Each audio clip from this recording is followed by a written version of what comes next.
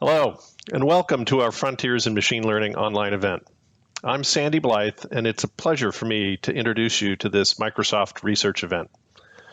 This is something new for MSR at a unique time for all of us, when so many of us cannot travel to have these discussions in person. Frontiers in Machine Learning continues a long-standing investment in engagement and collaboration with academia and the broader research community, and replaces our North America Faculty Summit for 2020. That event has for over 20 years been an opportunity to gather together and renew old acquaintances, meet new people, and discuss research of common interest. Now, while this event cannot fully replace the experience of an in-person summit, we do hope to achieve many of the same objectives. We have had input from many members of the community on the talks and the topics of our agenda, and I hope you find the time worthwhile. You can see that from the agenda, we're aiming for a balance of presentations and panel discussions with opportunities to ask live questions of the participants, as well as explore additional materials and do some virtual networking. As Frontiers continues our investment in research connections, so too we continue with and expand our support for students and faculty in pursuit of state-of-the-art research across a wide variety of disciplines. And I'd like to take just a moment to overview some of those award programs from around the world that I hope you will find of interest. Our Research Fellows program in our Bangalore, India lab is a pre-doctoral program that provides 1 or 2 year roles in our MSR India lab and offers access to state-of-the-art technology and the chance to work side by side with world-class researchers from across a variety of disciplines. Our Ada Lovelace Fellowship offers a full 3-year tuition and stipend for PhD students in their second year at a North American university who are from underrepresented groups in computer science. It aims to address some of the structural obstacles to diverse students by providing an additional year of support beyond that of our North America PhD Fellowship.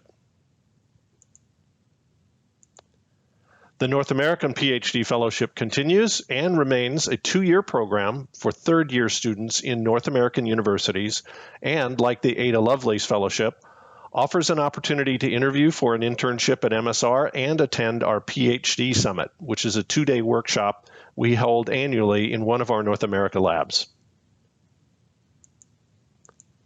The MSR Asia Fellowship offers a unique program, including mentorship, research, networking, and other academic opportunities, and includes a cash award, an optional internship in our Beijing lab, and attendance at select MSR Asia events.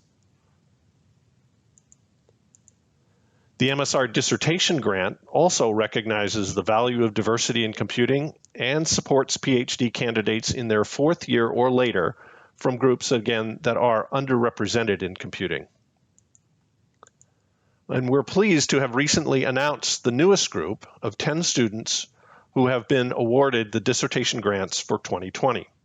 This is our 4th year of offering the dissertation grant, and this was by far the most competitive year yet. Our congratulations to this year's outstanding recipients. Our MSR Faculty Fellowship is a 2-year, $100,000 per year award which recognizes promising new faculty at North American universities whose talent marks them as emerging leaders in their fields. Here as well, we've recently announced our 2020 Faculty Fellows from nearly 200 nominations and who are distinguishing themselves across a diverse set of research interests. Congratulations to our 2020 fellowship winners. Now, we've recently added 2 new awards in EMEA and Latin America for students in their 3rd year or beyond at a university in those regions. Here are the first set of award winners from both EMEA and Latin America. And they each receive a cash reward to help them complete their research, and also to have travel and accommodations provided to attend our PhD Summit. And we offer our congratulations on the award. Finally, we continue our PhD scholarship program in EMEA, which provides an annual payment of up to 3 years for supervisors and students to do collaborative work on research themes aligned to our MSR UK lab in Cambridge, England. Recipients may also receive an internship to one of our worldwide labs during the term of that scholarship. These are just some of the faculty and student scholarship programs that are available, and if you'd like more information, I encourage you to check out the Academic Programs tab on our Microsoft Research website. Now, Frontiers is a virtual event as a result of the COVID-19 pandemic. MSR is currently supporting a robust research agenda on the novel coronavirus, as well as extending that research to prepare for future pandemics. And we're pleased to have announced just last week awards of funding to 9 different projects involving collaboration between Microsoft and 19 different institutions to advance knowledge on infection prevention and control, treatment and diagnosis, the ethical allocation of resources, mental health, and return to work topics. Thank you for the collaboration and congratulations to these institutions where researchers continue to work with MSR on pandemic preparedness. Also of note, Microsoft Research and our Microsoft AI for Health team have partnered with CFAR, the Canadian Institute for Advanced Research, on their AI and COVID-19 Catalysts Grants initiative. We're proud to support the program in accelerating COVID-19 research by leveraging our Azure High Performance Computing resource. In addition to these programs, the pandemic has brought into sharper relief the need to upgrade the resource available for research. MSR supports world-class research and echoes the call for a national AI research resource, as recommended by a recent National Security Commission on AI. Eric Horvitz, the Microsoft chief scientist, was a commissioner on this report. In addition to providing AI supercomputing cycles, openly available data sets are necessary to advance the state of the art. Microsoft Research's Open Data Repository has made available curated data sets that Microsoft researchers have used in conjunction with their own research. The site is enabled to simplify access to data sets and enable the reproducibility of our research. I'm pleased that we have today made the source for ODR available on GitHub. By example, the Emergent Alliance, which is a not-for-profit community which aims to inform future economic decision-making and to aid in societal recovery post-COVID-19, has recently used those sources from GitHub and instantiated their own open data repository of relevant resources. Machine learning is a rapidly changing landscape, and within the larger scope, it's important for us to recognize the dramatic events and profound societal change underway as we all look to act and address systemic racial injustice around the world. I won't recount the things that I'm proud of Microsoft that is doing, because there's so much yet to be done. We must do better, and we will do the work. We'll sustain the 3 company-wide multi-year efforts. We'll be increasing representation and our culture of inclusion by adding over $150 million to our current diversity and inclusion investments and committing to and reporting against specific representation of Blacks and African Americans in leadership positions in the U.S. We'll be engaging our ecosystem to use our balance sheet and engagement with our suppliers and partners to create new opportunities. And we'll be strengthening our communities with the power of data, technology, research, and partnership to improve the lives of Blacks and African American citizens across our country and the safety and well-being of our own employees in the communities in which they live. The opportunity and the obligation for change is here. You expect it of us, and we expect it from ourselves. We're going to act with intention.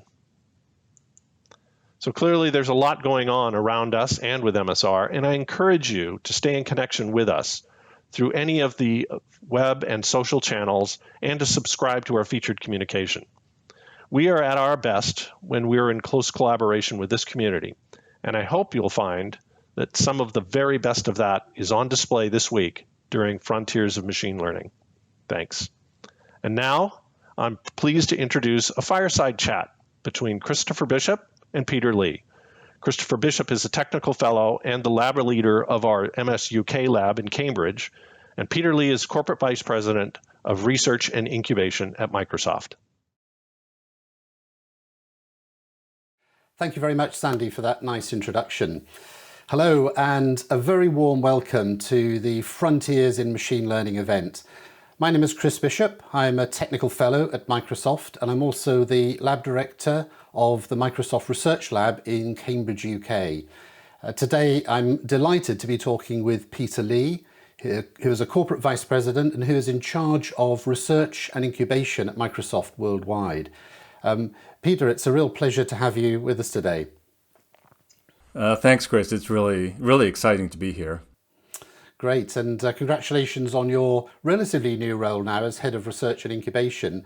I guess you started, 2 or 3 months ago. Maybe we could just sort of dive right in, and perhaps you could tell us a bit about, well, first of all, why did Microsoft choose to bring research and incubation together under the same roof, as it were?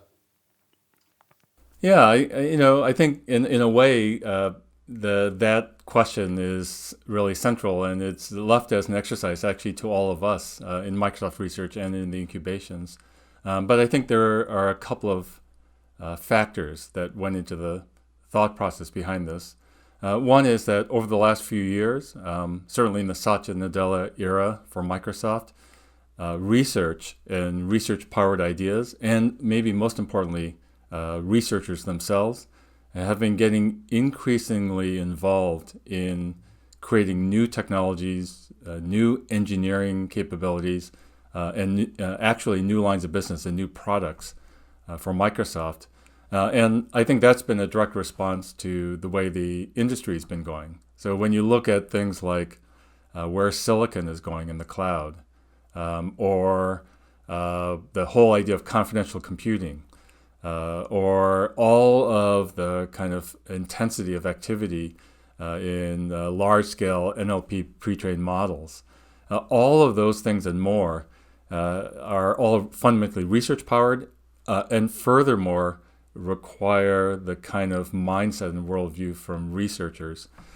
And so the idea of linking together what we do in Microsoft Research and sort of making it more possible to capture emerging ideas and turn them into new possibilities for Microsoft. That's the so-called incubation function. There's a desire to somehow make that work even better than it has over the last few years. And I think from the perspective, especially for Microsoft Research, it's pretty exciting because if you think about people like Doug Berger or Galen Hunt or Lily Cheng or many, many others, who have sort of gotten involved now in creating very significant new possibilities, or people like Johannes Gerke, who started off as researchers and then, had stints leading very significant engineering groups and now are coming back to research. That sort of kind of interplay between research and what the company is doing at a large scale is just getting incredibly important. And so it has sort of just made logical sense to try to create a single organization that just tries to maximize the benefit of that sort of thing. There's one other element too, and I know I'm being slightly long-winded here, but I think there's also been a desire in this setup to help organize and reunify all of Microsoft Research under one roof. As you know, it's been a little bit fragmented over the last few years, and the hope is that we'll be able to build on the reputation and the impact and thought leadership of Microsoft Research as a whole by bringing everything together. Thanks, Peter. I agree with you. I think it is a very exciting development, not only the reunification, but as you say, bringing us close to incubation. Many researchers love the fact that at Microsoft we have the opportunity to reach hundreds of millions of people, and just anything that reduces the friction of that has got to be a good thing. Actually, when you took on the role, of course, you had a rather unusual start. I think you were, a few days into the role, and then our chief executive, Satya Nadella, asked you to sort of put things to one side and really focus on the company's response to COVID-19. and think about how there might be opportunities for technology to really help the world respond to this pandemic. So can you tell us a little bit about that experience and some of the projects that were spun up and any sort of early results that we have? Yeah, sure. And first of all, let me just start by saying it has been kind of a crazy time. And I know crazy is both a positive and a negative, just given the seriousness of this pandemic crisis. And also, Chris, let me thank you for your patience, because, we made this change, and then you and I, were put back together, working very closely. And then, 5 days after that change happened, I had to kind of put things on hold for a little while. And your patience with me, I think, I really do appreciate a great deal. Because, what happened was we made this change and we created this new research and incubation organization. I think that happened on a Monday. And then on that same week, on Thursday, Satya, Kevin Scott, and Kurt Delbeni asked me to put things on hold and focus on coordinating Microsoft's response, science and technology response to the COVID-19 crisis. And there was frustration because, it was hard to know how to get your ideas heard and seen and how to recruit and mobilize resources. So one of the things that, just to try to get a handle on this, was we worked with the Garage to stand up the Hackbox platform that's used for our annual hackathons. And we created a Hackbox site so that people who just wanted to volunteer their time could browse projects that were being posted and join them. If you had an idea for a project, you could write them down, the descriptions, and get them surfaced and recruit people. And then we had a V team set up involving mostly people from Microsoft Research to triage through all of those projects and try to surface ones that might benefit from more focused attention. And that whole process, I think, was really good. One thing that Microsoft has really trained itself to do is to do hackathons. And so by the time we closed that down, there were 1,100 Microsoft employees who had joined projects, and there were 186 projects that were set up. And each project had, on average, about 5 people or so. Out of that, there were a couple dozen that kind of got plucked out and really got a lot of very focused attention. And some of them have had tremendous impact. One, of course, was in direct crisis response for hospitals and clinics that involved the HealthBot technology that's built on the bot framework. And the problem there was, people were flooding emergency departments in hotspot areas, were calling call centers, that were manned by nurses, and it was just, people were getting overwhelmed. The HealthBot was set up in collaboration with the U.S. CDC to have a self-assessment protocol and then a smart handoff to a telehealth session, to a call center, or possibly to an emergency department or a drive-up testing center. And by now, over 2,100 hospitals and clinics around the world have installed this. And the official self-assessment bot for the CDC is using this. And so that's been tremendous. And the hospitals that we talked to are reporting a 30 to 40% reduction in call center or telehealth volume as a result of that. Another project has to do with diagnostics, working with adaptive biotechnologies. We've been involved in deep analysis using machine learning of T-cell response to COVID-19. And that's resulting in a data set called Immune Code. That's an open data set for researchers. And it is already looking like, in the first tranche of data that's been published, that there's a new type of diagnostic that's based on T-cell response as opposed to antibody measurements or direct virus PCR analysis that would be much more precise, much higher sensitivity and specificity, as well as catch and diagnose disease early on. And that's been sort of in the realm of a large number of other activities in support of new drug therapies and vaccines. And then there's been just tremendous amount that just has to do with public health, just analyzing capacity and utilization for things like, where are the next hotspot areas? Where are the vulnerable populations in various countries? And how well do those things match up with supply of intensive care units, ventilators, PPE equipment, and so on. And so just a tremendous number of projects like this that I think we should all feel really proud of. I think Microsoft's response just really has made a difference and continues to make a difference. And out of that whole hackathon effort, over a third of the participants and over a third of the projects came out of Microsoft Research, which I think is just really amazing. And it's really brought Microsoft Research front and center in the company's response to COVID-19. Clearly, healthcare more generally is a major opportunity really for machine learning to have impact. I know it's something that's very close to your heart, and I wonder if we could just step back a little bit, because of course before you took on your current role, you spent several years building up the healthcare activities in Microsoft. And can you share with us some of your thinking about Microsoft's strategy in the healthcare space, or even why Microsoft? Why should Microsoft be involved in healthcare at all?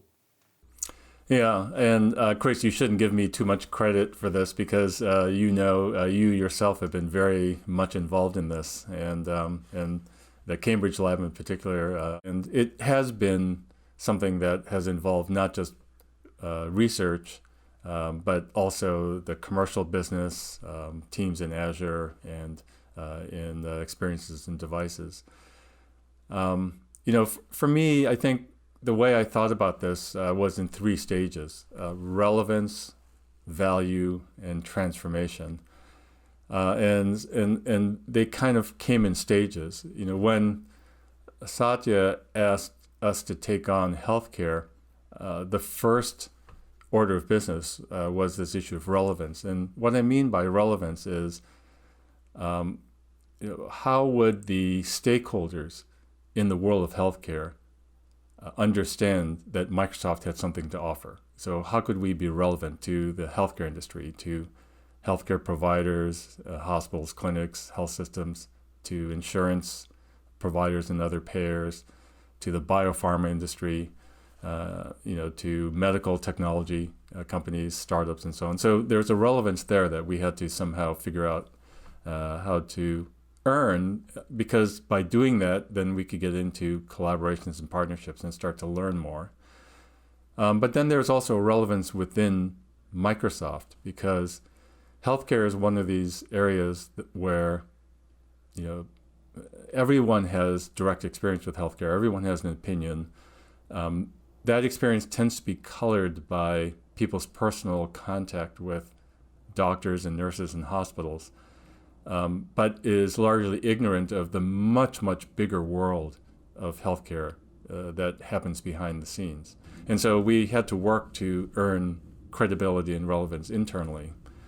And so to do that, that really meant trying to find the right partners across Microsoft. And early on, I made a decision to partner closely with the commercial business, led by Judson Althoff and by Jean-Philippe Courtois, to really identify key early partners that we could work with, like the NHS, like Humana, like Walgreens, and so on. And by doing that, we earned both internal and external relevance. Then the second stage was value, and that was largely about data and AI. There's a tremendous amount happening with healthcare data today around this problem of what's called interoperability, really trying to get health data flowing in a standardized format to where it needs to be, and making it more susceptible to machine learning and data analysis. So we've done a huge amount of work to sort of evolve Azure, Dynamics, and Microsoft 365 so that they speak the language of health data. So you hear things like FHIR and SMART, and so these are sort of new emerging standards for health data. And then the AI is tremendously fundamental and important. A huge amount of that health data is unstructured text. So NLP and machine reading become incredibly important. Computer vision to really understand medical imaging. Understanding molecules, understanding the human genome, all of these things, understanding the immune system and the immunome, all of these things end up being fundamentally machine learning and AI problems. And so that's another area that we've really been focused on. And, trying to build up that technology stack for each of these things and then get things out as products has been the big challenge. And, and your question, Chris, why are we doing this? My favorite example of this is to try to get people within Microsoft to understand the global market for healthcare is estimated to be about $7.5 trillion. Now, what does that mean? Let's just take one company that we work pretty closely with. In the US, it's a company called Optum. And what Optum does is they handle the data for medical claims to route them from healthcare providers to payers, and then the remittances from payers back to providers.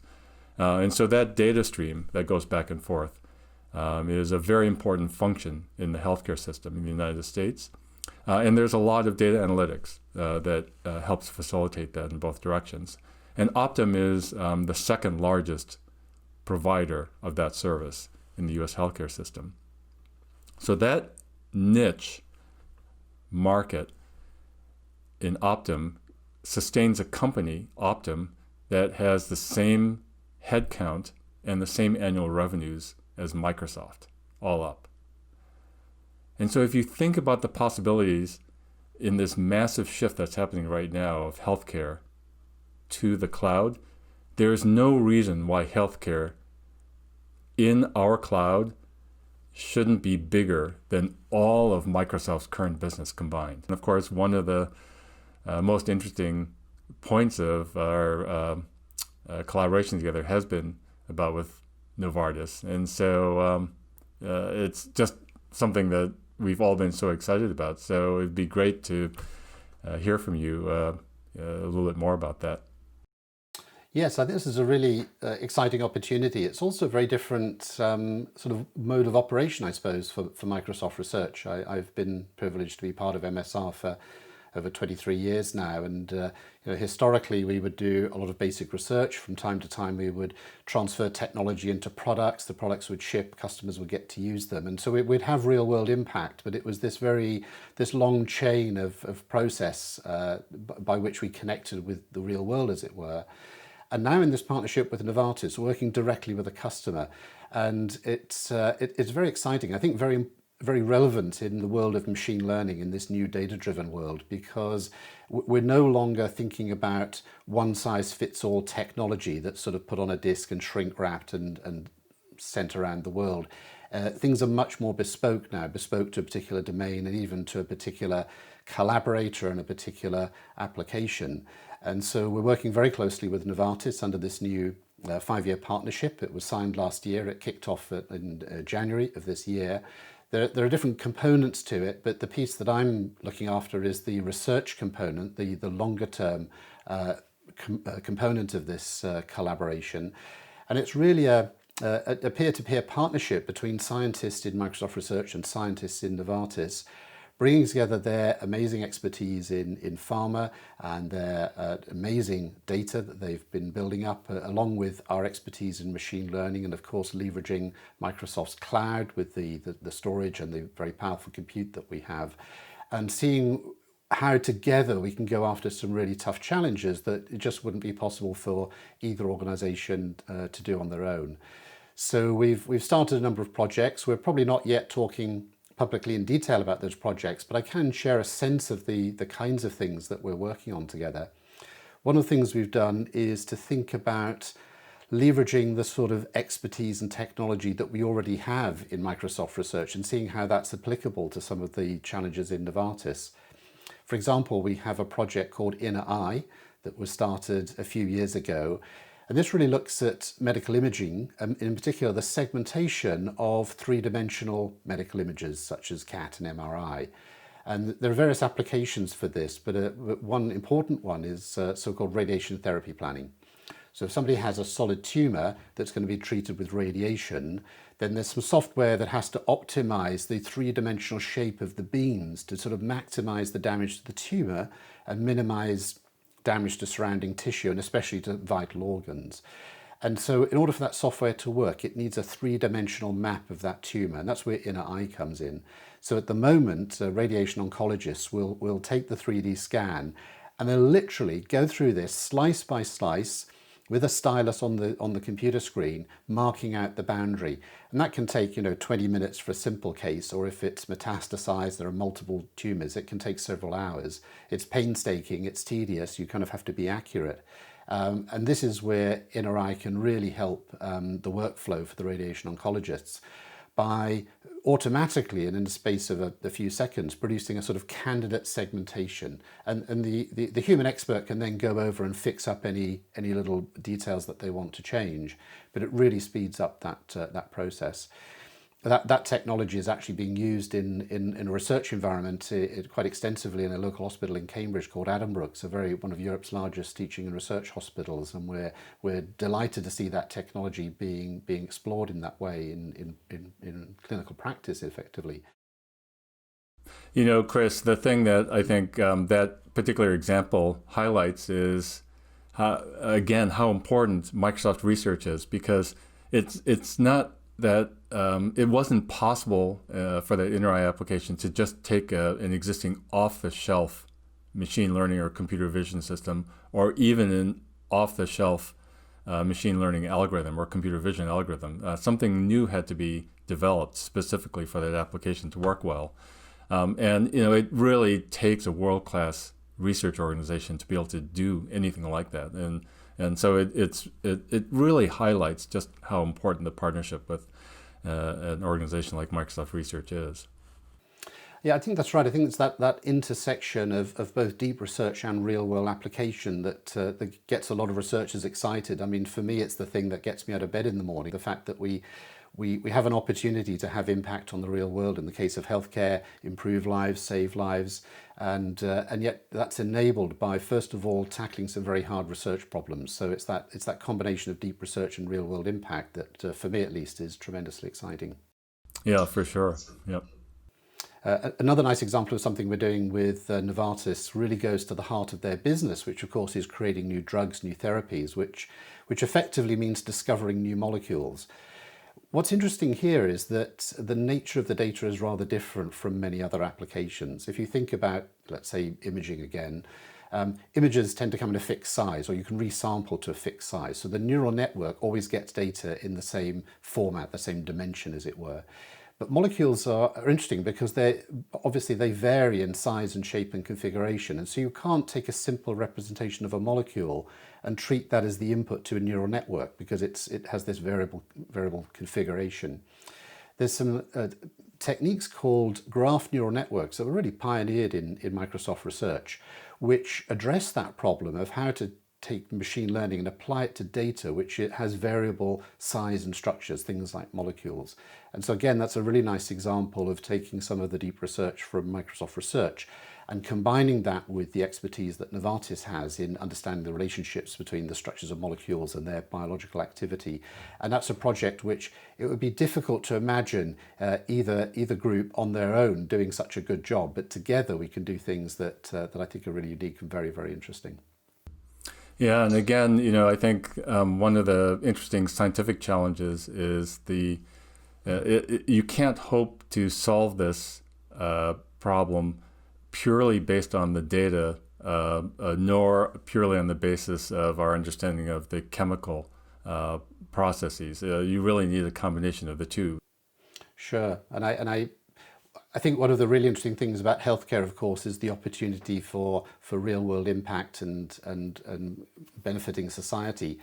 I think also healthcare really throws a spotlight on many deep challenges, research challenges in machine learning. And in fact, I know we're going to be looking at many of those during this Frontiers in Machine Learning event. And this may be a good moment then just to play a little taster video. So this is a little clip by Besmira Nushi, who's a senior researcher at Microsoft. And she's going to be leading a session in this event on machine learning reliability and robustness. So let's just have a little look at that clip. Hi everyone, my name is Besmira Nushi and I'm a researcher in the Adaptive Systems and Interaction Group at Microsoft Research. This year at the Frontiers in Machine Learning event, we are organizing a session on machine learning reliability and robustness to discuss recent work on reliability guarantees of machine learning algorithms, but also on how such guarantees translate to the real world. This session will review properties of machine learning algorithms that make them more preferable than others from a reliability lens, such as consistency, interpretability, or generalization to new instances. And second, we will also review tooling support that is needed for machine learning developers to verify and build with these properties in mind. We will have three well-known researchers in the field to share their work and thoughts.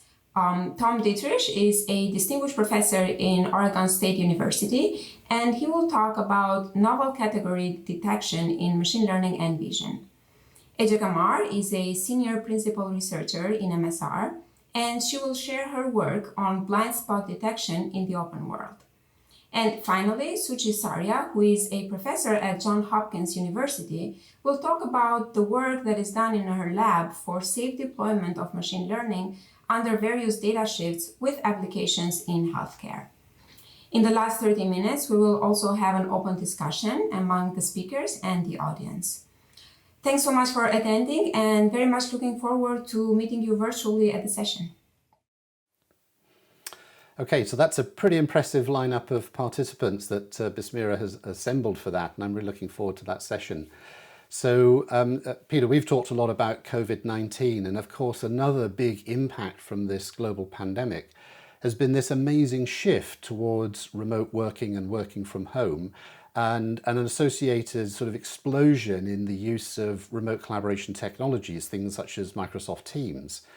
Now, Johannes Gerke is a technical fellow at Microsoft, and he recently transitioned into our org to become the managing director of our complete portfolio of research activities in Redmond. Johannes, prior to that, was responsible for things like large-scale engineering activities in Microsoft Office, and specifically in the area of the scalability of AI and Microsoft Teams. Before joining Microsoft, he was a professor at Cornell University, where his scholarly work earned many accolades, including election as an ACM Fellow and an IEEE Fellow, and he also won the 2011 IEEE Computer Society Technical Achievement Award. So I think Johannes is probably the ideal person to share with us his thoughts on the changes that we're seeing in productivity and the technology that supports that, and more specifically how machine learning can further empower us in that world. So a few days ago, I spoke with Johannes about his new role, and I asked him about the impact of remote working and also the power of machine learning to improve this technology. So let's have a little look at that interview. We're delighted that you've joined Microsoft Research. I know you've only been in role a very short time, but can you tell us a little bit about the new role and what it will involve? Yeah, so I'm in the role now for about 4 weeks, and it's really a privilege to be here. I mean, there's so many amazing people. There's really a huge breadth of research going on, and you'll see this, throughout this conference as well. So I think what it can bring to the role is that I have seen the different parts of research, both at a university and now I'm experiencing it here at Microsoft Research. But I also bring with it a good understanding of what it means to be both in a startup as well as in a product team. So especially here in the last 7 years while I was at Microsoft, I've gained a deep understanding and a lot of empathy of what it means to ship products and how to scale software development to hundreds of engineers, how to think when you're in a product group, when you have to develop new features, when you have to talk to customers, And what are the challenges in working with also existing systems? Because every new system that you build here at Microsoft often has some legacy components to it, and you have to bring these legacy components then into the new world. So I hope to leverage this breadth of knowledge both from the research side as well as from the Microsoft internal side here in my new role. So our focus here, of course, is on machine learning. So what are your thoughts on the role that machine learning could play in terms of productivity, tools and technology? Yeah, so there are quite a few interesting ideas. I think the first one, of course, is to look at the audio and video stack and look at where there's often a lot of old control theory, whether we can replace that with machine learning. We're about to ship noise suppression, where we basically take an old style Gaussian noise suppressor and replace it with machine learning. And the advances there are really amazing. And this is also a good example where machine learning research is playing a big role, but also the gap between the papers that were published and actually what can be shipped was really big. And so we had to do a lot more work to make the models more performant and also work for the large variety of noises that we actually see in practice. So basically the whole control plane, maybe even the data plane of the audio video stack can be replaced with machine learning, in my opinion. Second of all, there might be very interesting user-facing features. If you think right now we have a feature where I can raise my hand, but then people forget to take the hand down or when they're done speaking. So I think there is a lot of user-facing features where we can just ease the level of interaction through the subtle signals that we usually see when we talk with each other one-on-one or in a physical setting that we don't really have in a virtual setting yet here at all. Yeah, I think it's really interesting, isn't it, to see just how ubiquitous machine learning is becoming, and as you say, how many of these sort of more traditional problems are now being replaced with machine learning solutions that many times work better because they're tuned to the particular data or the particular environment in which they're actually used instead of being sort of general purpose. I think that is one of the big frontiers of machine learning these days.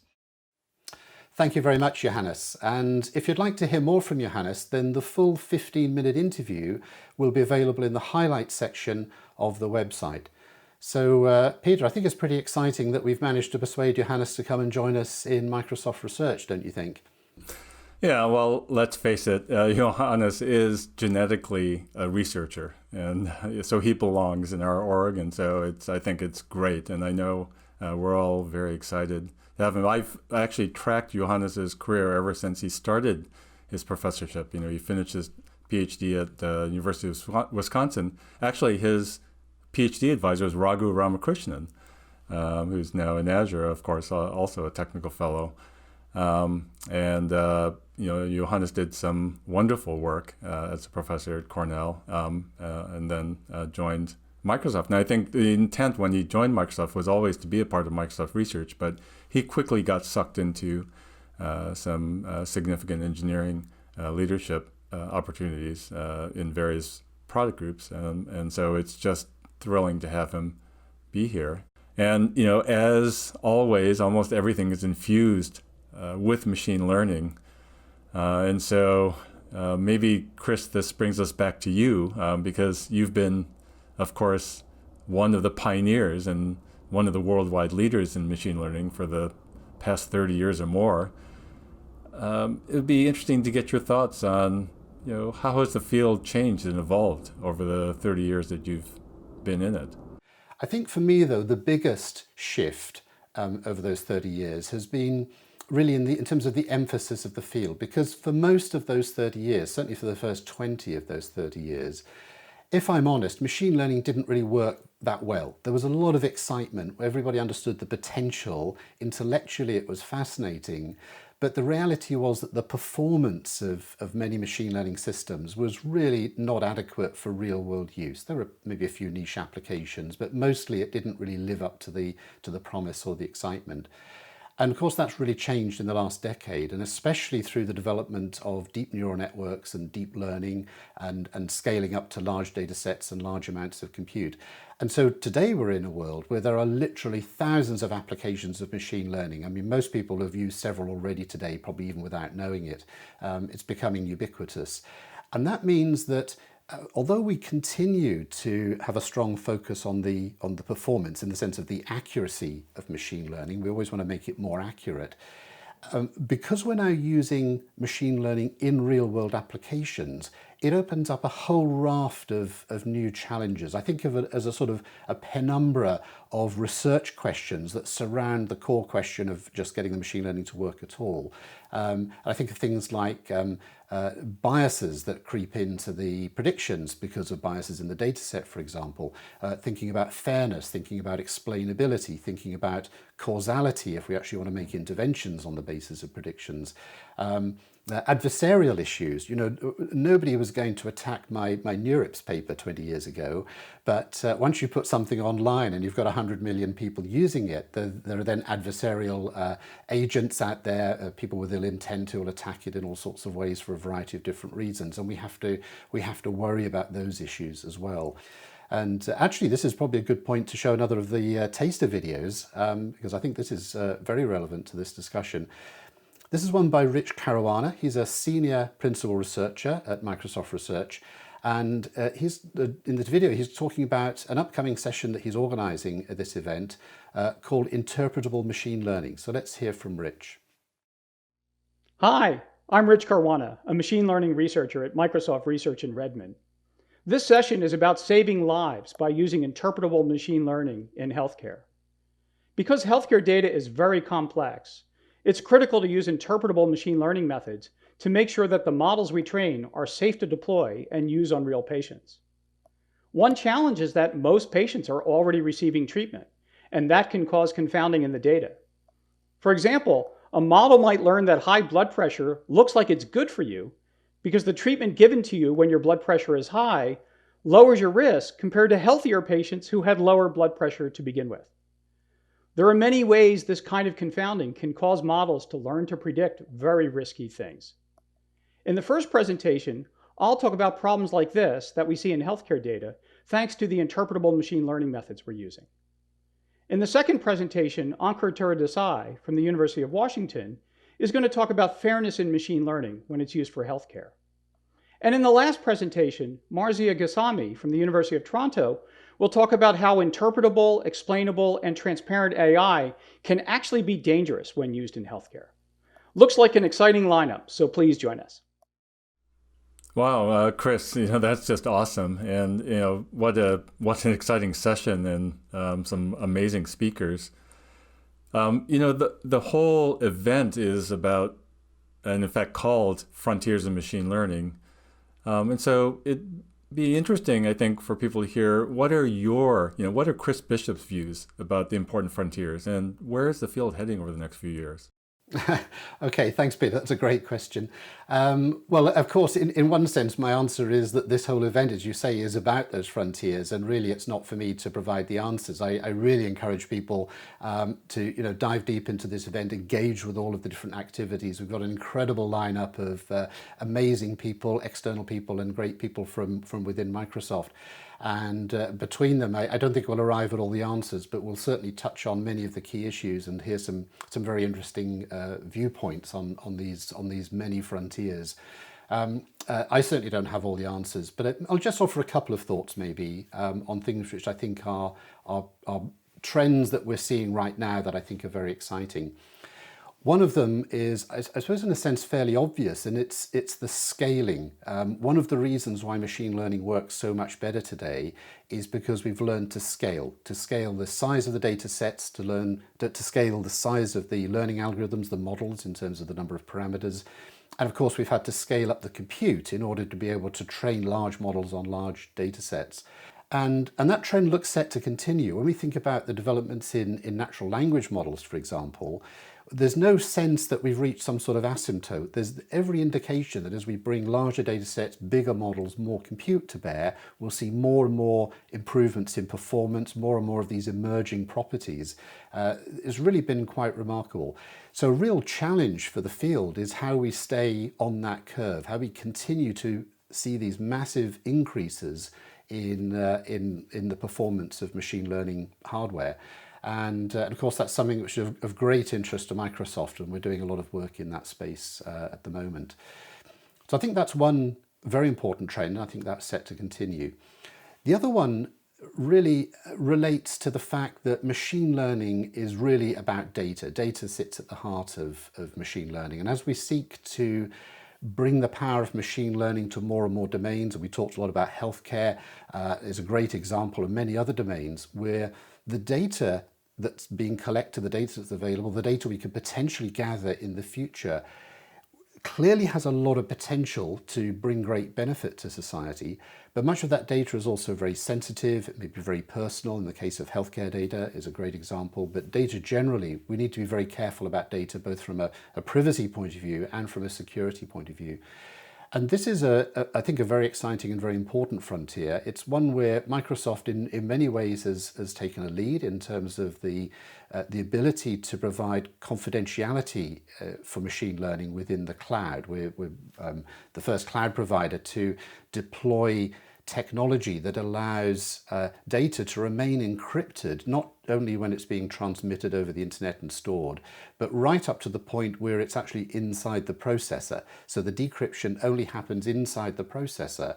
And it means even somebody in the data center with physical access to the chip would only see encrypted data going on and off the chip. They still wouldn't have access to the data. So very high levels of security and privacy. And that allows some really interesting scenarios. So we know that machine learning not only benefits from more data, but it benefits from diverse data. Sometimes you can bring several data sets together and you can get more than the sum of the parts.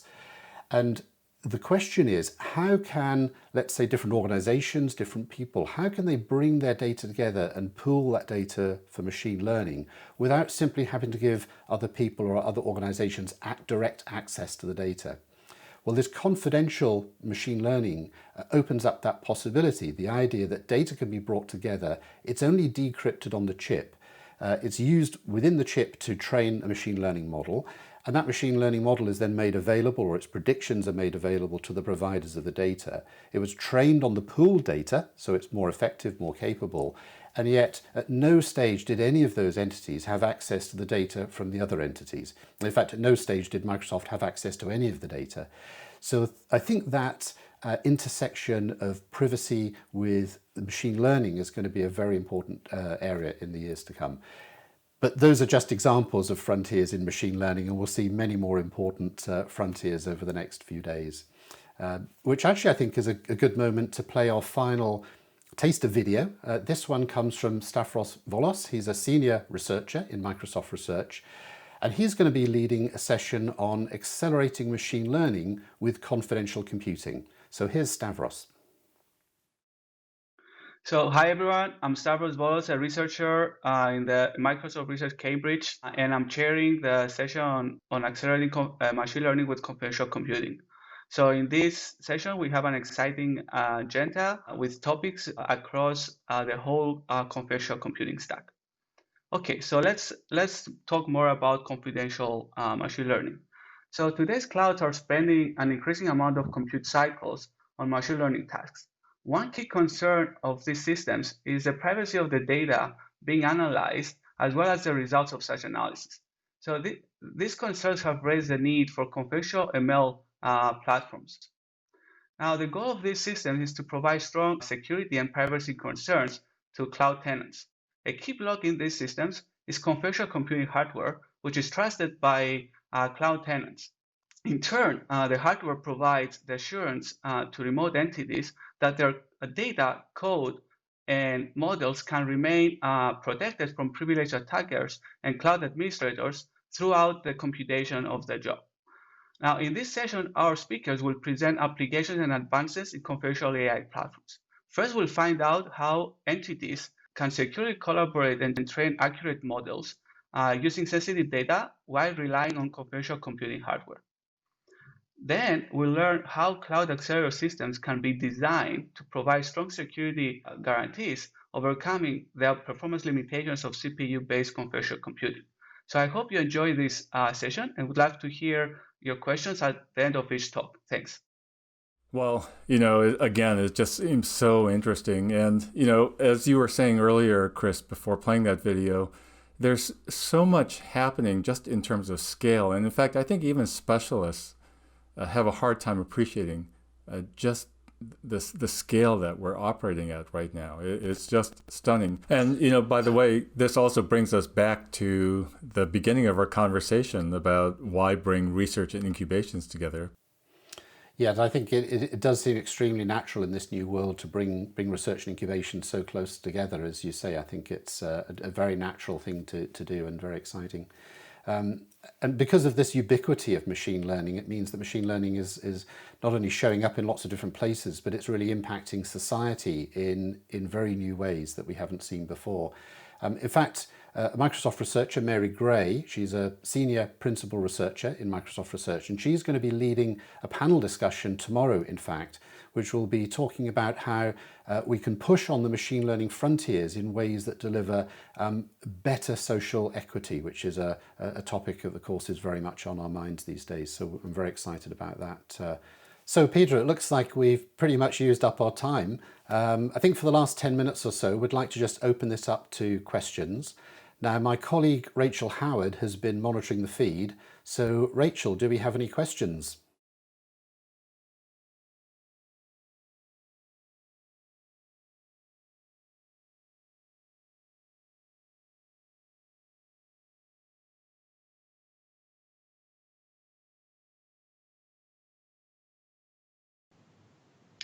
Thanks, Chris. Thanks, Peter. So, Chris, I think I'll come to you first, as we've had a few questions related to data privacy. Perhaps I'll read out a couple and you can cover them both at the same time. So we have, since healthcare data is sensitive and private, there is a trade-off between maintaining privacy while explaining any high-level insight on how to approach this. And the other is there any research on secure multi-party computation to maintain data privacy? Thanks. That's a great question. I think it's actually true in general. There is this tension between the desire to create value out of data and the need to protect data and preserve privacy. And there isn't a sort of one-size-fits-all answer to this, but some research that we're doing in Microsoft Research really aims to get to the heart of this and address that trade-off. And you heard me talk a little bit about it already there. The idea that, of course, it's very easy to protect data when it's at rest or when it's being transferred from one place to another because it's encrypted. But to get value out of the data, you need to decrypt it. So the idea of this secure computation is to decrypt the data only on chip. And the goal really is to be at the stage where even if somebody were in the data center, and even if they had access to all the passwords, and even if they had clips and could measure the signals going in and out of the pins on the chip, they still wouldn't be able to see the data. They would just see what appeared to be random noise, just encrypted data.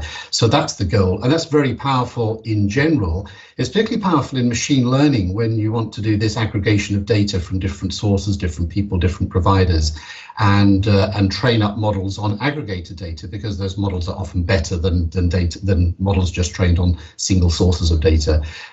But there are still open research questions. So we've made a lot of advance. The technology that we developed in Microsoft Research is now deployed in Azure. Microsoft was the world's first company to have this technology deployed live in its cloud.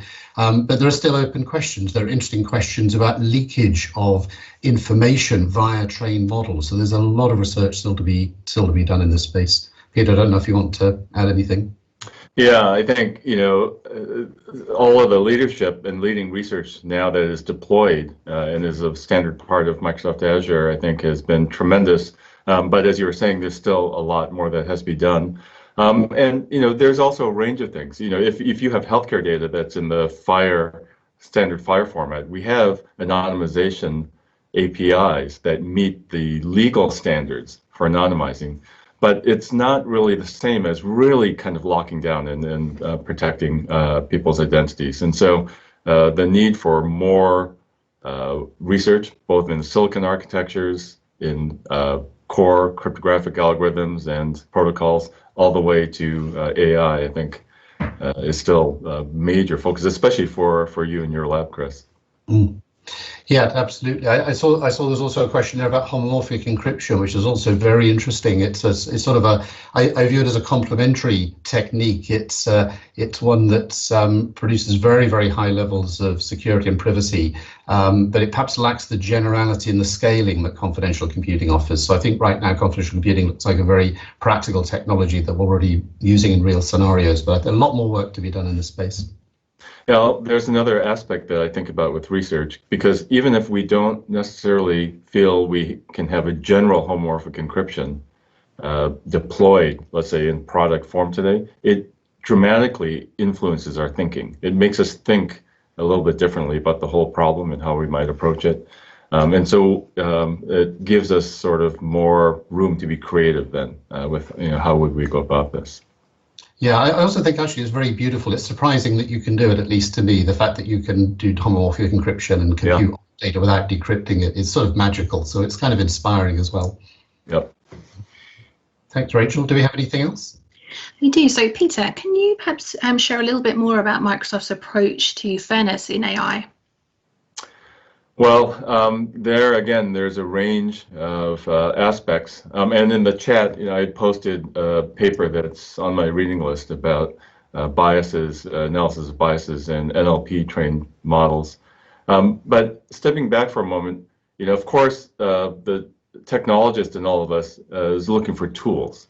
And in tools, frameworks like SHAP and LIME, where we have very intensive research and development going on, give us an ability to create models that then can be analyzed for different kinds of biases. So if you wanted to ask a question, is this model, let's say, biased with respect to age, ageism or race or gender? These SHAP and LIME and similar kinds of frameworks give you an ability to ask those questions of models, do an analysis, and get some insights into whether that's true or not. And that has actually already started to have an impact, for example, as Microsoft works, for example, with the financial services industry, where ageism, for example, in the denial of a credit application is actually illegal. And that has then created a great deal of interest across Microsoft Research and whether applications of frameworks like that and tools like this could be useful, say, in healthcare settings. And so that's one aspect. But then popping up a level, there's just also generally the policy. How should we behave and think and conduct our research and deploy technology in a responsible way, in a way that really gives us a chance that these technologies, as they develop, are used in the most ethical way with the most positive societal implications. And so we try to work in that span of just actual concrete tools that researchers and developers can use all the way to thinking about the influence of these technologies on our policy thinking. Chris, I know you've also been really pushing a lot of this as well in your own direct research. Yeah, absolutely. And it's interesting. I mean, healthcare is one of the fastest growing areas in the Cambridge lab, for example, but in the Redmond lab and others as well. And it's a great domain that highlights, I think, really brings all of these issues into very sharp focus. And not least because, the potential upside when we can address them is so enormous, the opportunity to improve lives and improve healthcare outcomes and so on. So although a lot of these issues are very broad and very generic, I personally feel particularly passionate about the healthcare space as a great domain to stimulate research, simply because it's so motivating. At least that's something I find personally. So I notice time is getting on a little bit. I know we haven't addressed all of the questions, but perhaps in the interest of time and with the next session, we should perhaps draw this to a close. First of all, we say a big thank you to Peter. It's been enormous fun chatting with you. We could obviously chat all day. It's been a lot of fun. A big thank you to the team for pulling this together and for Rachel for triaging and asking the questions. So we'll move shortly to the next session. This is going to be led by Susan DeMay. She's a world-leading researcher and also a technical fellow at Microsoft. And she's going to be leading a panel called Machine Learning Conversations. So I do hope you can join us for that. And meanwhile, just a big thank you again to Peter. And I hope you'll all have a very stimulating and informative event over the next few days. Thank you very much. Thanks, Chris, and thanks to everyone for being here.